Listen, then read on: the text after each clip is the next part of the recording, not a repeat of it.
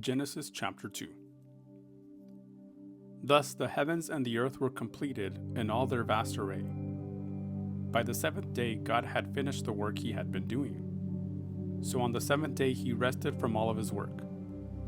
Then God blessed the seventh day and made it holy, because on it he rested from all the work of creating that he had done.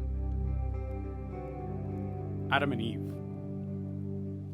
This is the account of the heavens and the earth when they were created, when the Lord God made the earth and the heavens. Now no shrub had yet appeared on the earth, and no plant had yet sprung up, for the Lord God had not sent rain on the earth, and there was no one to work the ground. But streams came up from the earth and watered the whole surface of the ground. Then the Lord God formed man from the dust of the ground and breathed into his nostrils the breath of life. And the man became a living being.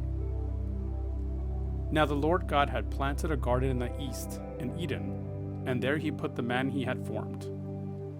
The Lord God made all kinds of trees grow out of the ground, trees that were pleasing to the eye and good for food. In the middle of the garden were the tree of life and the tree of knowledge of good and evil.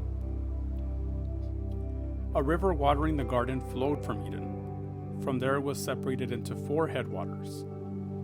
The name of the first is Pishon. It winds through the entire land of Havilah, where there is gold. The gold of that land is good. Aromatic, resin, and onyx are also there. The name of the second river is Gihon. It winds through the entire land of Cush. The name of the third river is Tigris. It runs along the east side of Ashur, and the fourth river is the Euphrates. The Lord God took the man and put him in the Garden of Eden to work in it and take care of it. And the Lord God commanded the man, "You are free to eat from any tree in the garden, but you must not eat from the tree of the knowledge of good and evil. For when you eat from it, you will certainly die." The Lord God said, "It is not good for man to be alone. I will make a helper suitable for him." Now the Lord God had formed out of the ground all the wild animals and all the birds in the sky. He brought them to the man to see what he would name them.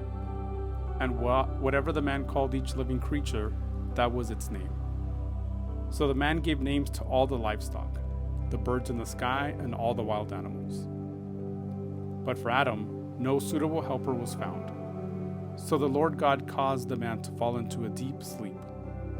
And while he was sleeping, he took one of the man's ribs, and then closed up the place with flesh. Then the Lord God made a woman from the rib he had taken out of the man, and he brought her to the man. The man said, "This is now bone of my bones and flesh of my flesh. She shall be called woman, for she was taken out of man. This is why man leaves his father and mother and is united to his wife, and they became one flesh. Adam and his wife were both naked, and they felt no shame."